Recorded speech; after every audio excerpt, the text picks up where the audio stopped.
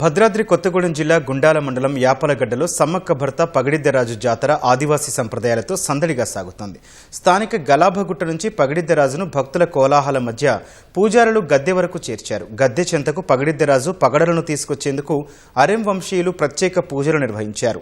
వనదేవతలకు గంగా స్నానం, పగడిద్దరాజు సమ్మక్కకు నాగవెల్లి సంప్రదాయ ఘట్టాలు నిర్వహిస్తారు.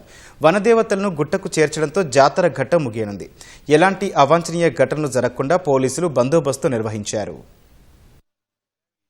పడవటంచ గ్రామానికి 5 కిలోమీటర్ల దూరంలో ఉన్న పర్లగట్టు నుంచి పగడిద్దరాజుని గర్భగుడి వద్దకు తీసుకొచ్చి ఆదివాసీ సంస్కృతి సంప్రదాయ పద్ధతులతో పూజా కార్యక్రమాలు నిర్వహించుకొని గర్భగుడి నుండి తీసుకొని వచ్చి ఈ తొట్టివాళ్ళ సమీపంలో ఉన్న గద్దెలపైన ప్రతిష్ఠించడం జరుగుతుంది.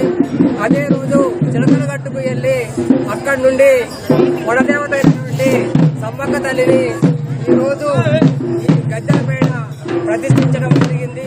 శుక్రవారం రోజున ఇద్దరు కూడా ఇక్కడ గద్దెల మీద ప్రతిష్ఠితపై ఉన్నారు కాబట్టి రేపు అన్ని మొక్కులు చెల్లించుకుంటారు భక్తులందరూ.